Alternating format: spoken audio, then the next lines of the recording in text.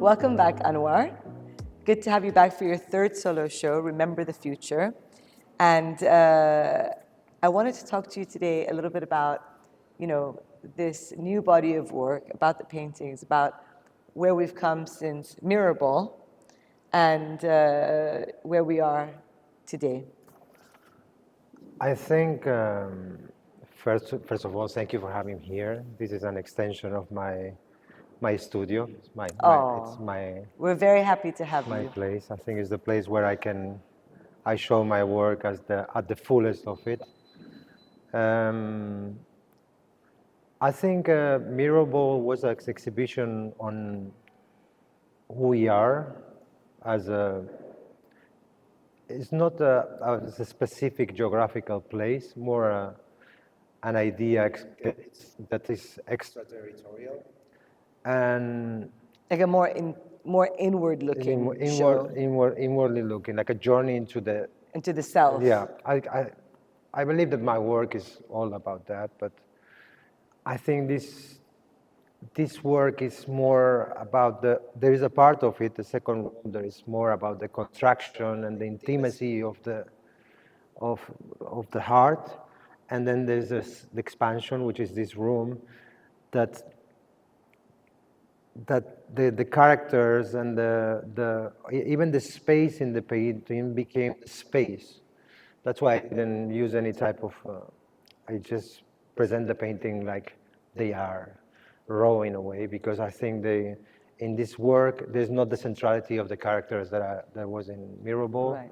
And the space is in dialogue of the subject and the painting with the space. You said to me that Remember the Future, we talked about it being about imagination and reality. Yeah. Can we talk a little bit more about that? Are the characters all from your imagination? Are the places from reality? Did you find these images? How did you find these characters?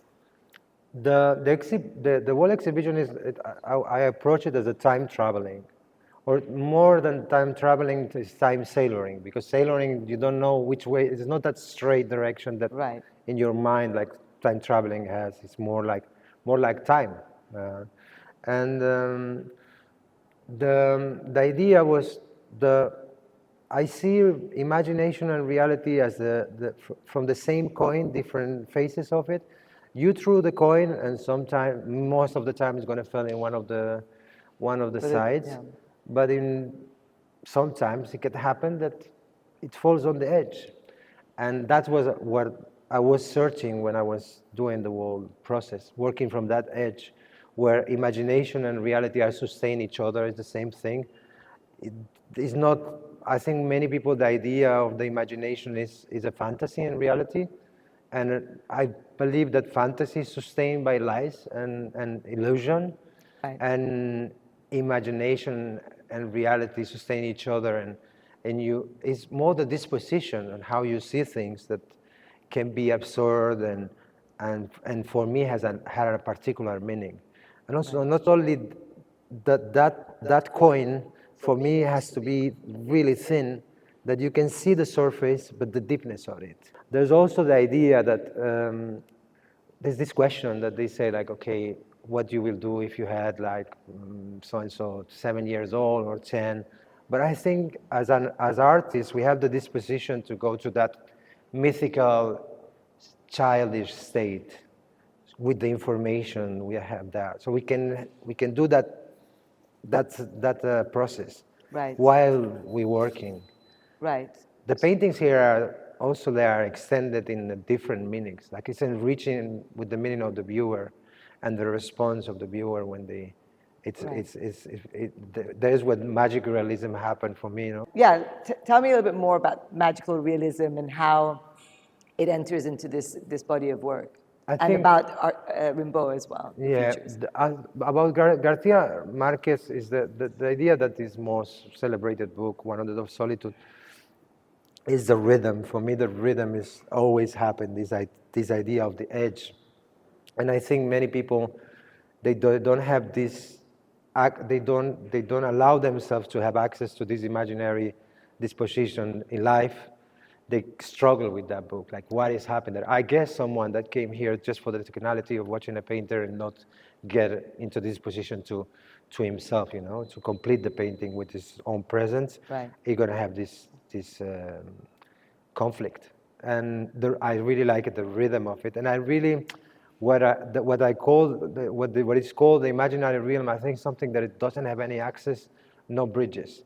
The fact that I'm speaking in Spanish, I was born and raised in Spain, and to try to incorporate, I think the less violent or less conflictive approach was the imaginary realm, because it's accessible by anyone. So it doesn't need any bridge, or Right. which I consider myself an extraterritorial Right. artist, and that I'm in an exile, and choose by my own decision to Right. produce, to be, Outside of Morocco. yeah. And about Arthur Rimbaud, it's Yeah. That's an interesting story about Arthur that I didn't even know. yeah, So. the story of Arthur Rimbaud, it's that there is this. He did these two books that the titles are already manifesting a lot. There's One Season in Hell and Illumination. No, they did it in that order, which is it's already it's become. He started in hell and then he arrived in. My into the approach light. to that only the titles is already Yeah. like autobiographic. No, we all had Right.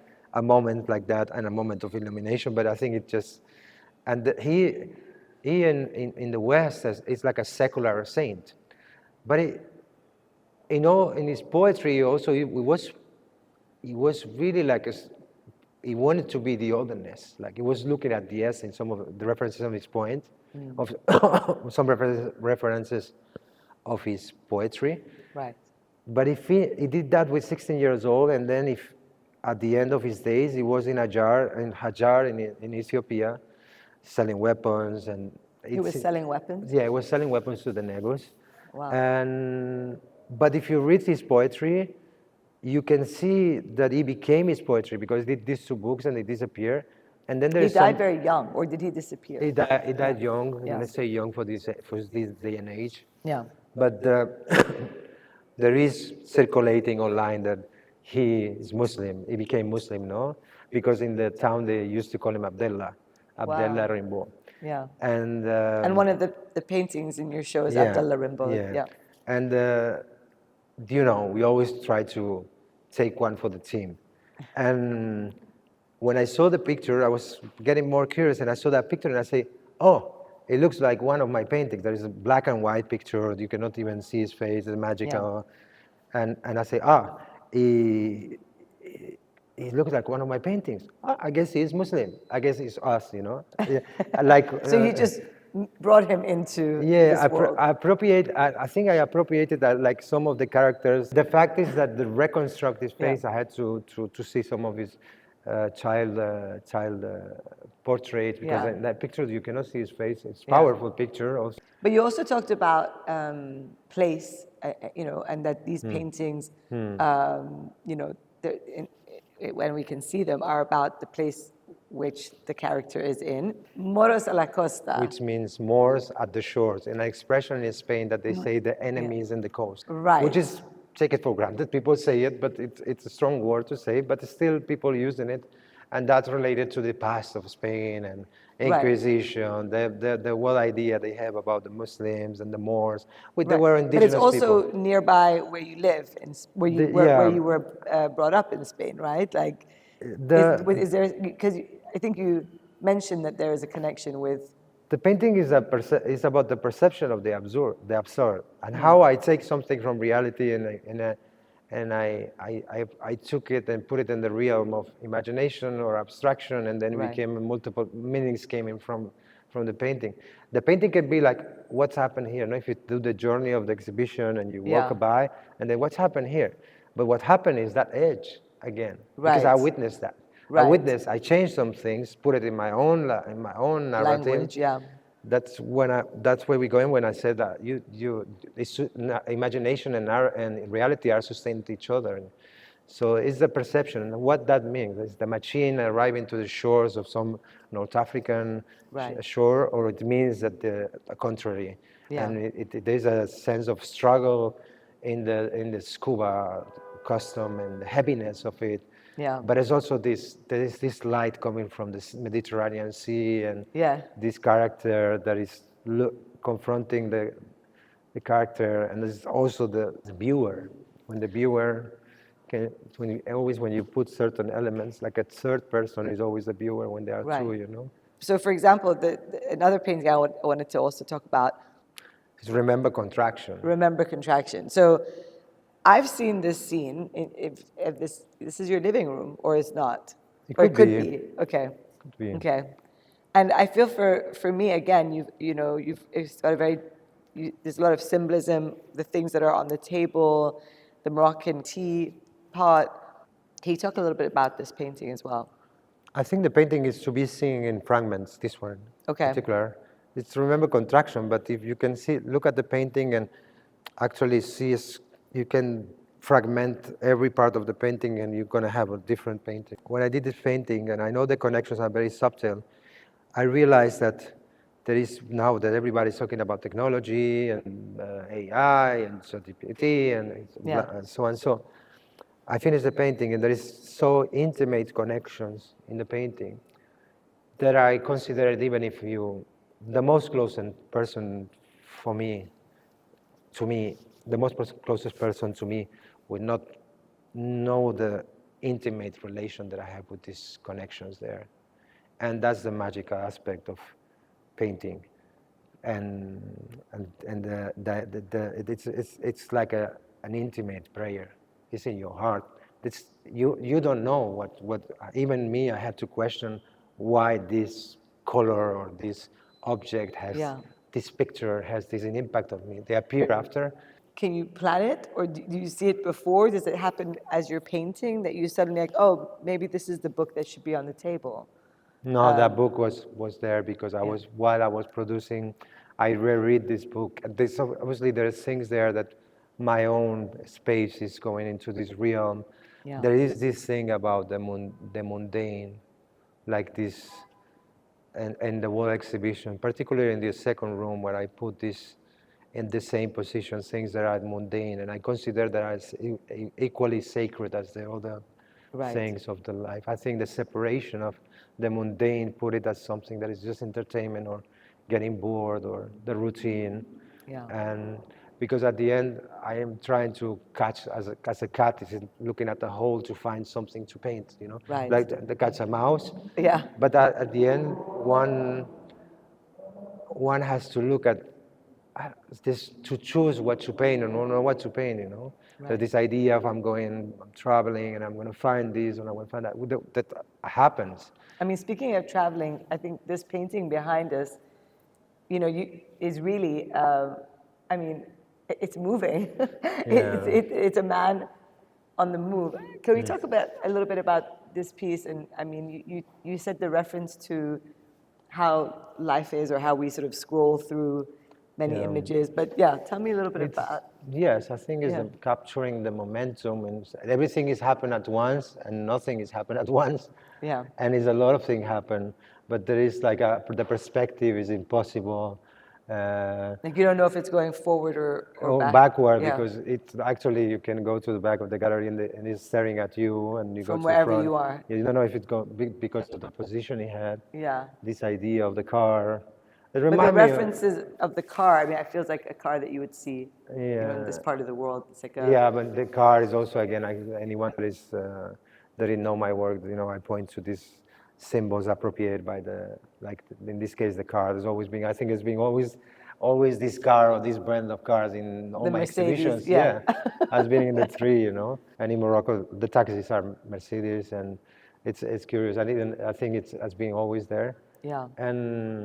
But it's this idea of the man, the car, the horses.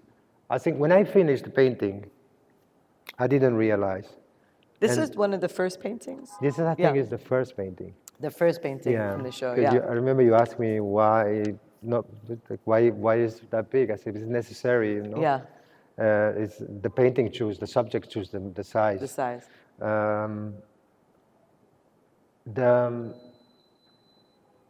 The fact that I think I've been talking about the 2 of May of Goya, appears after that I did the painting, because I have this postcard that somebody gave me of this painting, and I say, oh, it's there. I don't know.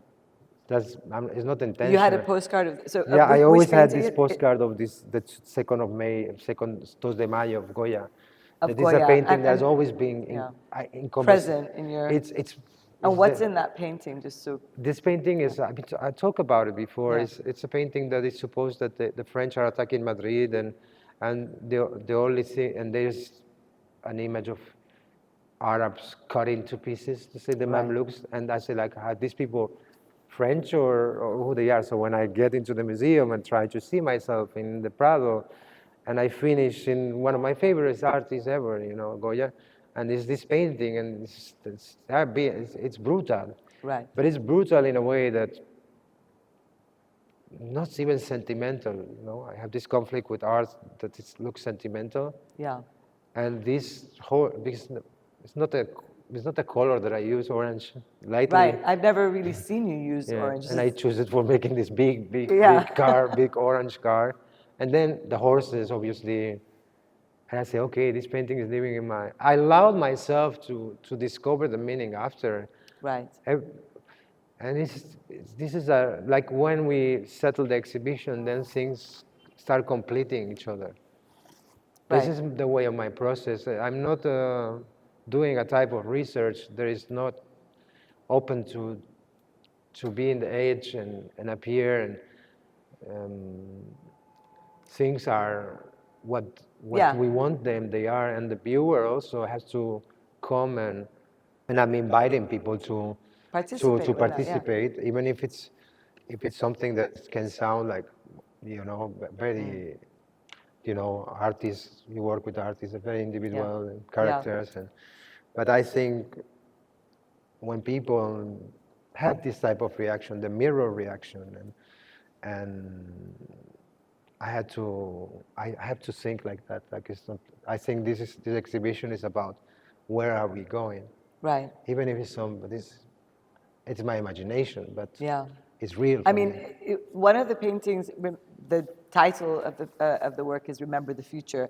Is that a self-portrait? I mean, is that? I think it's the most that yeah. they can. Talking about the I think when I saw the poster outside big like that, because it doesn't have my size, but I think like, oh, there's it looks something. like you, yeah. But I didn't realize till now, no? Yeah.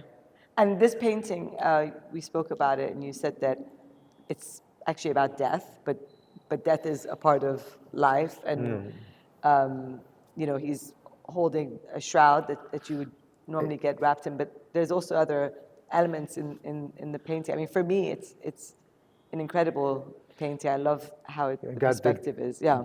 Got the deepness and the surface of that coin that I was talking. I think it appears in the painting like very clear in this space. Right. I don't know if is that intentional, yeah. but the fact that here it just is completed, and it's this idea of the world now has become more and more thanophobic, that they have this, they don't want to talk about death. This all our entertainment is based on not thinking about it. I think that is what. In fact, everybody wants to live forever. Yeah. My life makes no sense without death, and it's the ceremonial part of it. It can be even seen as a celebration, but it is the cycle of life with the mihrab in the back, which the mihrab is where you comes from the word harb, which is war, and where you fight your ego. And the cycle of it, you know, is the cycle of life, the cycle, you know, like you started like this, you go in that way. Right. And it's an invitation, but to almost like a celebratory thing, and which we're revealing the meaning of the painting, but it's not only that. I think it's just like, things obvious. We all go into the same place. The journeys are different. And the journeys are this time traveling, time sailoring. Right. The fact that to paint is that, for me, is that act. You know, I have to have a certain amount of faith to see how this is going to be resolved. The middle of a painting, things starting. At the best they look, the more afraid you became, but you jump in it, you finish it. And there's also this concept of time in the painting. Even if a painting is resolved really fast, I had this question during the process of working in that. maybe that painting I should took more years to do it, but I think it's no other way. It is Right. what it is Right. for me. The From- painting yeah. tell me when it's Yeah. finished. It's the painting. There is a point that your hand is not working anymore. You start Yeah. to make a mistake and you say enough. Yeah. And the painting choose the colors, the size, the dimension. That's the Right. way I am approaching this practice. It can start like the notes that I will say to know, because the whole exhibition is about things that I witnessed and saw and things that come from my imagination. Right. And one of the do you say like that? I can say that the things that come from my imagination are more concrete. Right. While reality, because I had the process to take it and put it, Yeah. filter it, because everything became memory. Right. And some memories we didn't choose to have them, but they stay there, and they appear like the painting of Yeah. Goya appearing in the middle Yeah. of the process of doing this painting. Right. And the things in reality, they appear more abstract and more like a dreaming, Right. because it's like you've been in, but also. But maybe those are also things that you've seen somewhere, you know, Yeah. a memory that you know, it's a part of your sort of subconscious Absolutely. mind, you know. I mean, I Absolutely. think, like for me, like the two paintings here of these characters, I mean, one is a magician or That's the idea. We don't that's know. the idea. That's you why know? we don't know. No, some people are thinking like it's a bartender. Oh, really? Yeah, but I think there's an exercise of magic realism there Yeah. but force it in a way, you know, Yeah. that they are openers to something else, Right. because of the veils, Yeah. the non-perspective, Right. you know. Yeah. And finally, just a little bit about Al Mahdi, because I know that in fact he exists in reality. Yeah. His name is Al Mahdi, which all this heaviness of the eschatological story about the name Al Mahdi is coming, and Right. so and so. Right.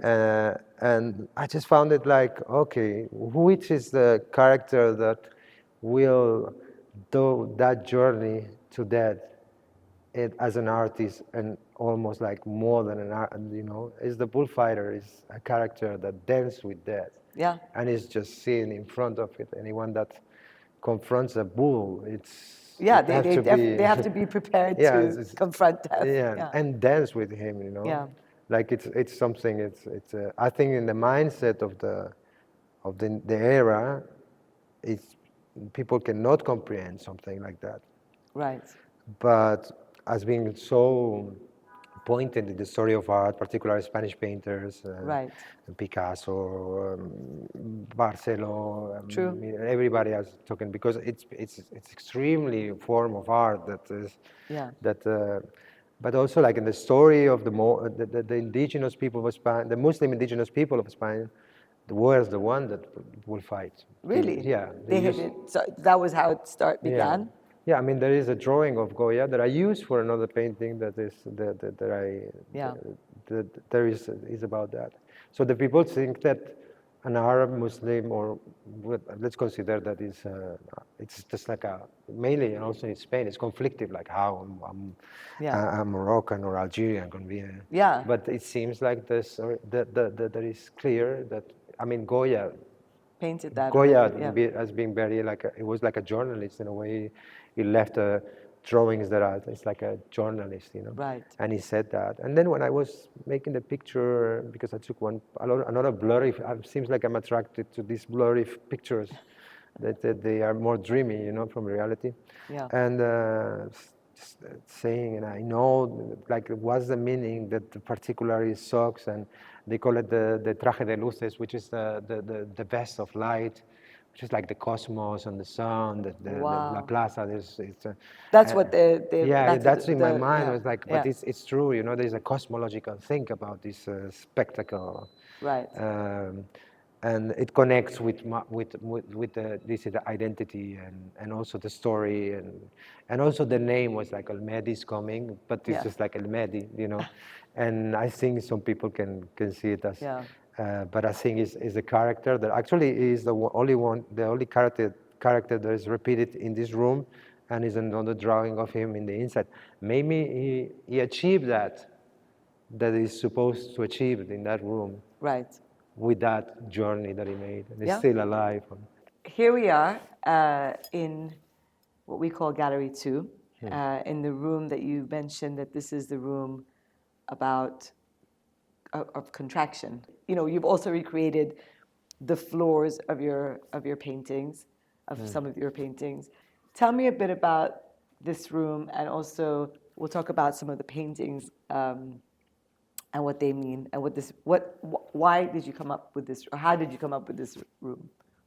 Well, there is a type of contradiction in the colors that I use in the painting, and they work. They work because they work in my imagination, no? And I tried, well, the process to create this room was the same process that I used to do a painting. The first idea, it's my ideas. It's great, it's something there dizzy or kind of blurry that you don't know what it is, and you construct it, and then in the middle of the process is amazing. At the end of the process, you just like, you hate it.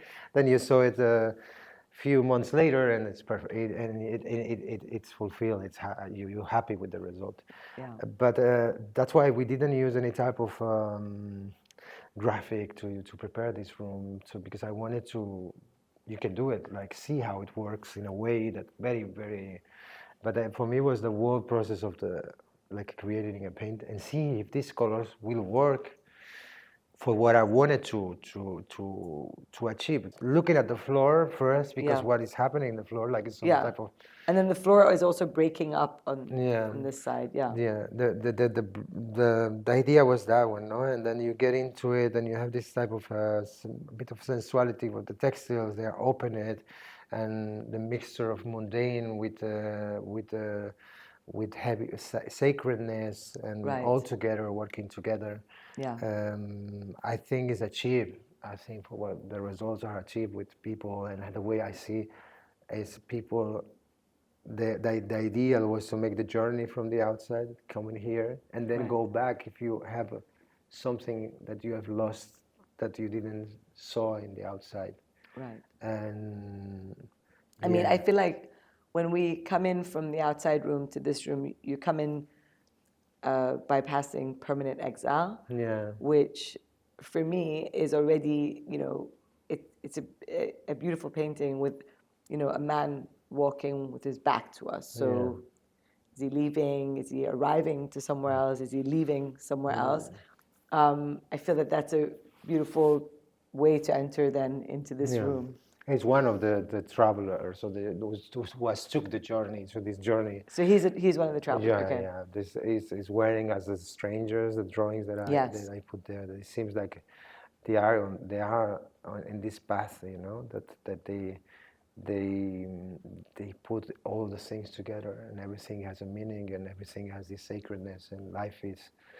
And he is that, but there's also like the landscape. The way I did the painting is like the sky is very short, and which indicates the seriousness or heaviness of this being alive, and I think that there's many options of the landscape and roads, and but it's not confusing. It's working. But he's on his path also. He knows where he's going. Yeah, he knows where he's going. So then you come into this room, and you're the first people that you see, or characters that you see, are what you call the strangers. So tell me a little bit about the strangers, and who are they? Are they real? Are they? I think they're imaginary. They're imaginary, but I see people like that all my life.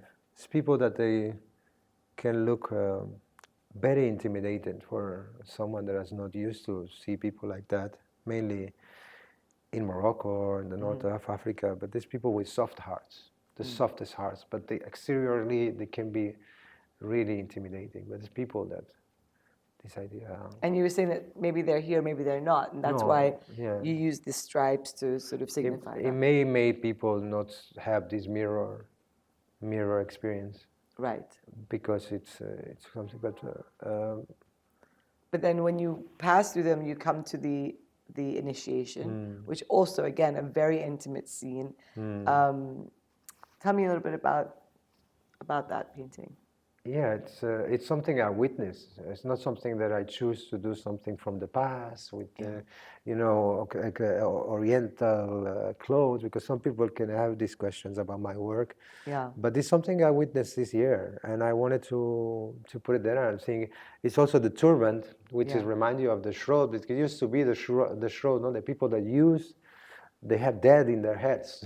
Right, Yeah. because you have the shroud wrapped around your head. So basically, it's a reminder, I think, of every day. And then when you die, you're wrapped in the shroud. Yeah, and it's also the habit, the initiation. I think we live in a world with a lack of initiation for young people, with a teacher and this idea of the beauty of it, the intimate moment between two men, and the guideline of you, like I guess is the fact that you don't know how to put your turban and somebody's put it to you. It's like it's a type of initiation. Even, and I wanted to, because sometimes we have this nostalgic idea of the past.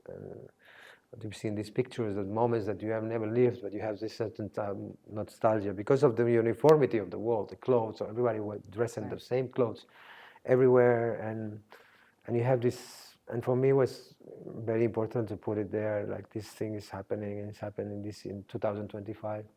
Right. And yeah, I think in this case, I had to say that something come from reality. I think Everlast was the first painting, actually, that, or like the last painting of Mirabal and the first painting, it was this sort of transitional painting.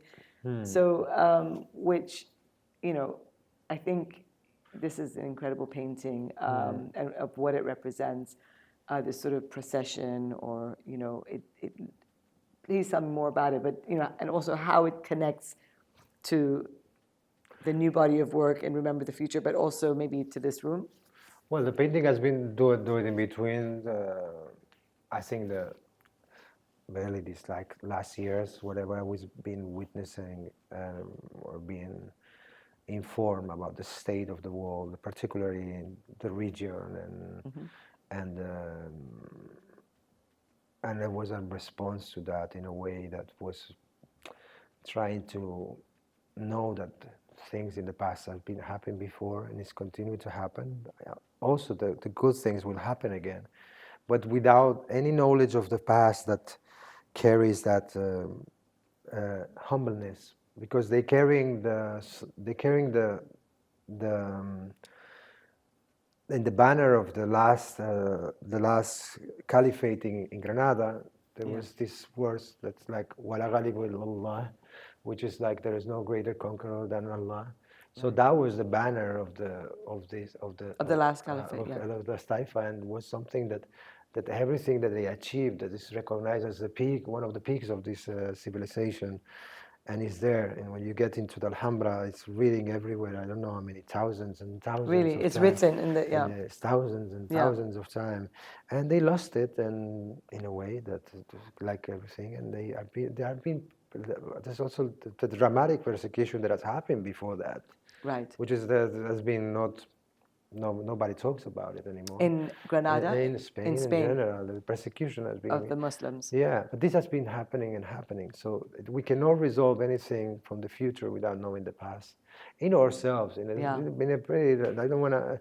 In ourselves or historically. So the only way is... I think the direction is clear, is forward. You want it or not. Right. You can appreciate the present, which is, take it very lightly, to say you need to be in the present, in the moment. That's a heavy thing to do, I think painting is one way of doing it. Yeah, cooking or anything, running, but it's something that is to be present. And there's the heaviness of whatever we are exposed. That was the word that I wanted to say. We're exposed to these atrocities and that, and it's nothing, and it continues. It's nothing new, but we need to see how people confront that in their hearts, because our hearts are being broken by the witnessing things in a screen in a way that it's we don't realize. It's just like it's just the perception of the situation, Right. and we need to see it with the point of view that doesn't eradicate the past, because it seems like we just want to substitute the ones who had power, and we give them power they don't have. Right. And so you don't want to become the oppressor. Right. Unless the tools that we have to confront this came from the same systems. Right. So that's the reflection I have when and the painting is also talking about death and whatever is happening to it. Right. And so it's like a funeral procession, but it's a pot of honey. Yeah, it's something inevitable to happen. That's why the floor crashes here. Right. So it's intentional that painting was going to be there. Right. It's gonna, and it's my response. Right. And my reflection to many things, but it's not my response because I took it from, I took the form to do it, to express something that is, I accept, we accept certain type of, the acceptance of everything. I don't know. And thank you. No, that makes sense. It's a powerful piece. So finally, for the painting that I really want to talk about is basically the surprise when you walk into this room, because it's a painting of a woman, which until now you had not painted a woman, and it's an incredible woman, and it's an incredible painting. So what happened? How did it happen that we now have? I mean, that you painted a woman now, and what does she represent? I'm happy I did it, because this room I will be so, like I said, after the show, things come to your mind and you're digesting and processing things. I will not imagine this room only by men, which are men, but this is the abstract art, and it's very autobiographical. But without a woman, it will be so detrimental. Like I'm so happy I did it, even if it was a drawing. But the fact that she's had or the painting has only one wall for her, because sustaining the wall landscape, and women are sustaining the wall, the landscape of of existence. That's the way I approach it. That's why when I try to paint a wall, when I try to paint and do the painting, I was thinking that thing is going to go more epic and more, but then it becomes something softer and very, very, very. I took a lot of care to do it, and I like the fact that it's not something that he paints a woman. No, it's just like I think it completes this room, and she's definitely. I think she definitely fits in in this room, and she really holds the space. Hold the wall space. So that was so like I did it intentionally, but then came the reflection, like, because when the room was made as a painting that you don't know what's the result, when it's made as a painting that you don't know how it's going to feel the things at the end. And then it made all this sense, and she's sustaining this room, and she's playing the guitar, but the electric guitar, which is also the image is taken from the internet, which is not, and it's something I choose because this, I think, is the only beautiful thing that I see in the last years in it, or something that's more pointing into the imaginary than because of the quality of the recording. It's like a ghostly recording, and I say, wow, we have here, it looks like a Madonna. It does. It looks like the Madonna with child. When I first saw it, that's what I thought the guitar was a child, and she was, holding. So that it reminded me immediately of that. Yeah. She's sustaining all those childs in a way with these notes. Wonderful. That's it. And I like the idea that people would come in, this idea that I had that it's going to be something epic in my mind. I had to have these The people would be coming to see big it, yeah. ideas in Yeah. my while I'm doing the process, and then it became something softer, Yeah. and I think that there's people that saw it at the beginning were like, I had to remind them that that was a woman, because it was came to really familiar with my work. But I think it's an important piece as I a, think so too. but it's not a grandiose thing, Yeah. which is sometimes once this paint that Everlast is a painting that I wanted to achieve something that is bigger than me, bigger than the painting. It's just a method to express something that I cannot explain. Right. There's all these characters carrying the past, and I don't know. Some people don't know what is in it. Like they're working like bees, and there's bees around them, and this is the only response that I came with, something very universal and that For what connects was us all. happening, yeah, what's still happening. You know, it's still happening. Yeah. It will never stop happening, because as the story is what I said, that this is one of the conditions of the human existence. Is this one? No? There's Right. no, The history repeating itself. it's Yeah. repeating itself, and we condemn to. So by remembering the future, we're actually remembering remember the past, yeah, because you have to keep going through Yeah, this, yeah. this never-ending cycle. Yeah. The solutions will be spontaneous, absolutely, you know. Yeah. But it's simple because the solutions that to resolve all these things, we have the tools, Right. but we don't want to use them. So it's gonna. Right. So we have to have faith that something spontaneous will happen. Will happen. Because we not listening. We're not Right. listening. We don't know. We let things. This constant idea of the new and the modern, Right. and here we are. We're talking about paintings that they are here. There's 2 dimensions, no sound, no effects, Yeah. and still can. I wanted to believe that. Look at me. It's like I want to believe that they have this effect, but we're still having a conversation with the, because the most important thing is the presence of the human, the watching and seeing things. Yeah. And if you can get out from this exhibition and start seeing things differently out, That would be the hope.